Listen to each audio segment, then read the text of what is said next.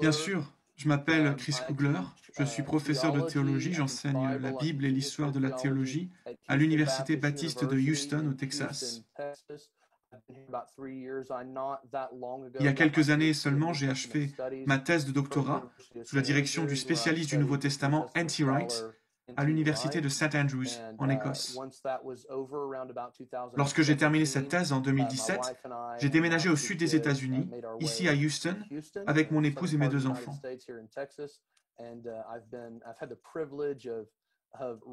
Depuis 3 ans, j'ai le privilège de lire, d'écrire et d'enseigner la théologie, et j'en suis très heureux. Voilà tout ce que j'ai à dire.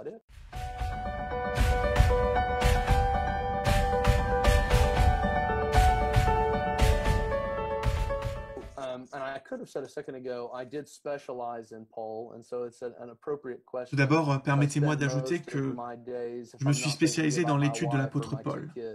La question que vous posez est donc très pertinente. En réalité, je passe le plus clair de mon temps, quand je ne pense pas à ma famille ou à comment gagner mon beurre, à réfléchir à l'apôtre Paul et à sa vision du Christ. Ensuite, pour répondre à votre question, il y a un certain nombre d'éléments à considérer. Paul est un juif du 1er siècle, d'après plusieurs de ses écrits comme l'Épître aux Galates, ou encore l'Épître aux Philippiens, c'est même un ancien pharisien. Il faut savoir qu'au 1er siècle, il existait en gros 4 écoles juives, 4 courants religieux qui se réclamaient de la Torah. Les 3 principaux étaient les Esséniens, les Sadducéens et les pharisiens.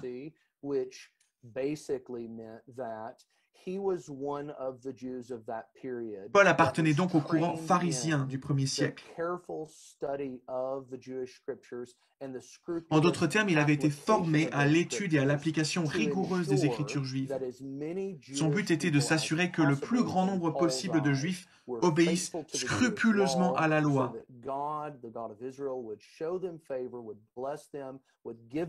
afin que le Dieu d'Israël les bénisse et accomplisse les promesses qu'il avait faites à Abraham et à ses descendants.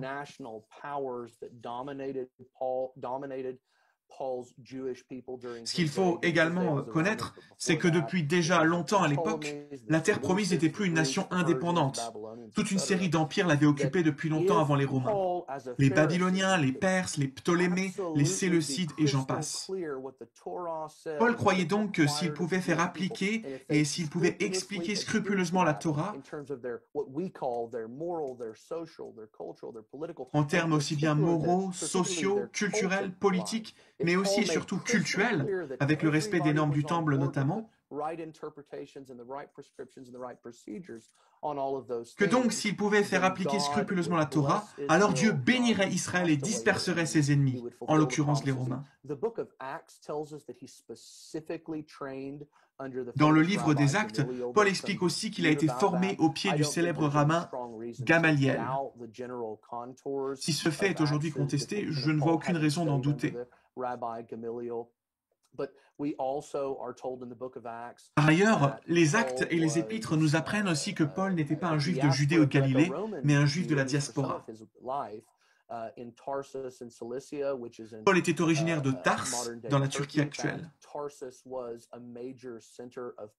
Les historiens antiques nous rapportent que Tars était à l'époque un grand centre culturel et philosophique de renom. À l'époque de Paul, beaucoup de philosophes venus des écoles d'Athènes, de Rome ou d'Alexandrie s'étaient retrouvés à Tars. Ce contexte nous aide peut-être à cerner certains traits caractéristiques des lettres de Paul. Ainsi, l'apôtre Paul utilisait ce que les spécialistes de rhétorique appellent la diatribe. Dans ses lettres, il lui arrive souvent de poser une question rhétorique pour mieux répondre par la suite. De plus, Paul semble bien connaître les différentes écoles philosophiques, comme le platonisme, l'épicuréisme ou encore le stoïcisme.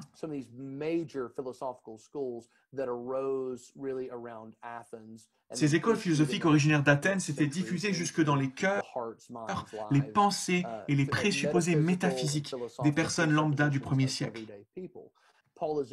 Paul est donc avant tout un juif, mais il n'était pas n'importe quel juif. Bien que cela soit contesté aujourd'hui, il semblerait bien qu'il était à même de lire l'Ancien Testament en hébreu. Je pense que ce point ne devrait plus faire aucun doute de nos jours. Par ailleurs, il parlait aussi sans doute l'araméen, la langue de Jésus. Il a écrit ses lettres en grec, le grec koiné, une langue qu'il maîtrisait extrêmement bien. En revanche, on ne sait pas s'il lisait le latin. Quoi qu'il en soit, il s'agissait d'une personne très intelligente et parfaitement multilingue. Sur le plan philosophique, il n'existe pas de preuve que Paul ait été formé dans cette matière dès son plus jeune âge. En effet, au 1er siècle, il n'était pas rare que de riches familles de Tarse embauchent des philosophes pour donner des cours particuliers à leur progéniture. Les lettres de Paul ne reflètent en rien une connaissance aussi poussée de la philosophie de son temps. En revanche, elles montrent clairement qu'il était un homme très intelligent, encore une fois, qui connaissait les philosophies grecques grâce à une solide culture générale antique. Enfin, d'après le livre des Actes, Paul était un citoyen romain, un titre qu'il a vu dû, en toute logique, hériter de son père. On ne sait pas comment cette famille juive était devenue romaine, mais en tout cas, il semblerait bien qu'elle l'était. Voici quelques pistes pour replacer Saul de Tarse dans son contexte d'Acte 9, juste avant sa conversion, lorsqu'il se rend de Jérusalem à Damas en vue de persécuter des chrétiens, cette nouvelle secte, entre guillemets, juive. C'est tout ce que je peux dire brièvement sur Saul, Paul de Tarse.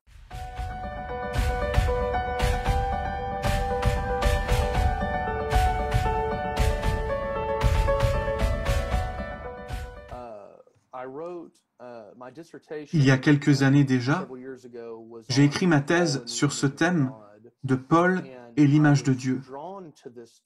Ce thème me permettait d'interagir avec différents domaines,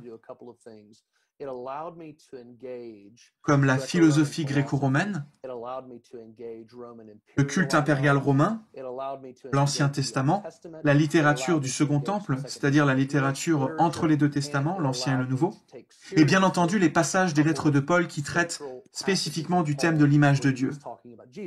Pour ma part, je ne connais pas beaucoup de sujets qui permettent de brasser autant de références.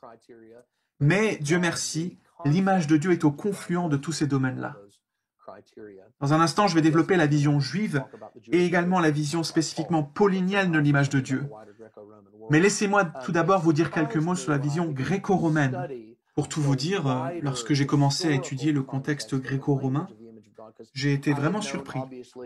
Bien entendu, comme chrétien, je savais que le concept d'image de Dieu se trouvait dans le Nouveau Testament chez Paul, et également dès le début de l'Ancien Testament dans le livre de la Genèse. Mais j'ai été stupéfait de découvrir que ce concept était largement répandu dans le contexte du monde gréco-romain. Dans ce contexte, justement, le terme « image de Dieu » a été diffusé et popularisé par Platon, notamment dans une de ses œuvres les plus célèbres, le Timée. Il s'agit du discours philosophique où Platon explique l'origine de l'univers. Il y développe sa vision de la création et de la préservation du cosmos. C'est ce qu'on pourrait appeler dans le jargon la cosmologie, ou encore la métaphysique de Platon. Dans le Timée, Platon explique à plusieurs reprises qu'il existe une source suprême divine qui dépasse la création et la matière. Platon développe cette conception avec l'idée des formes, c'est-à-dire des idées immatérielles qui dépassent l'univers physique. Toutefois, ces idées, ces formes, ne sont pas sans lien avec la création dans laquelle nous vivons, nous autres êtres humains. D'ailleurs, Platon appelle le principe intermédiaire entre les formes immatérielles et les réalités créées matérielles l'image. Donc pour Platon, entre le monde idéal des formes et la réalité matérielle existe l'image des formes. Pour lui, c'est l'image du monde inintelligible, du monde des formes. Non seulement cette image donne naissance au monde matériel, mais en plus elle est le modèle ou le paradigme du monde matériel, tel qu'il devrait refléter les formes idéales. Bien que cette idée de l'image des formes ait été conçue par Platon au 5e siècle avant notre ère, elle a été reprise par nombre de philosophes des 2 siècles précédents Paul. Du côté juif, le philosophe Philon d'Alexandrie a repris cette conception de l'image comme agent intermédiaire de la création. Certains spécialistes appellent la période qui va de Platon à Plotin le moyen platonisme, après quoi vient le néoplatonisme.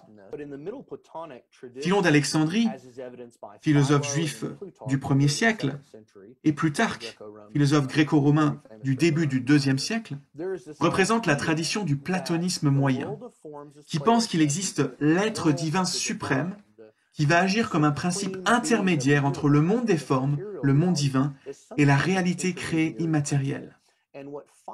La démarche de Philon consiste à allier le meilleur de la philosophie grecque à l'interprétation des Écritures juives.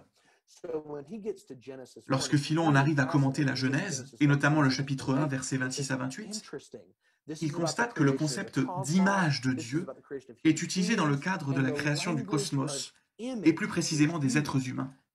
Dieu dit « Faisons les humains à notre image, selon notre ressemblance ».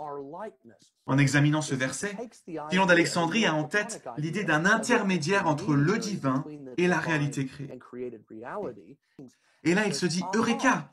Voilà un moyen de combiner l'idée platonicienne de l'image intermédiaire et le livre de la Genèse. » Mais comment s'appelle donc cette image ? À ce stade, Philon va faire appel à la tradition juive qui personnifie la sagesse, comme par exemple en Proverbe 8, qui affirme que Dieu a tout créé par sa sagesse. Sagesse se dit Sophia en grec. Philon va aussi faire appel à l'idée que Dieu a tout créé, que Dieu a créé l'univers par sa parole, qu'on traduit par logos en grec.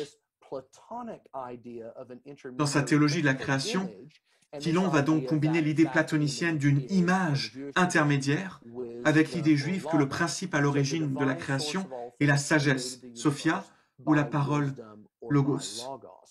La source divine de l'univers a donc tout créé par la sagesse ou la parole. Voilà ce que nous pouvons dire de Philon. Par ailleurs, il faut savoir que les potentats et autres empereurs étaient souvent considérés dans l'Antiquité romaine comme les images de Dieu. C'est ce que j'appelle la tradition royale de l'imago Dei, qu'on peut opposer à la tradition cosmologique de l'imago Dei de Philon. À ces deux conceptions relativement sophistiquées, nous pouvons également ajouter la vision populaire de l'image de Dieu. Pour le peuple, les statues et autres idoles qui inondaient l'Empire romain n'étaient autres que des images de Dieu. Même les Juifs faisaient référence à toutes ces idoles comme aux images des dieux. Nous savons tout cela notamment grâce à un auteur gréco-romain qui rapporte que le concept d'image de Dieu faisait partie intégrante de la culture de son temps. Beaucoup de gens en avaient entendu parler, même si la définition pouvait changer selon l'arrière-plan religieux et culturel, comme on vient de le voir.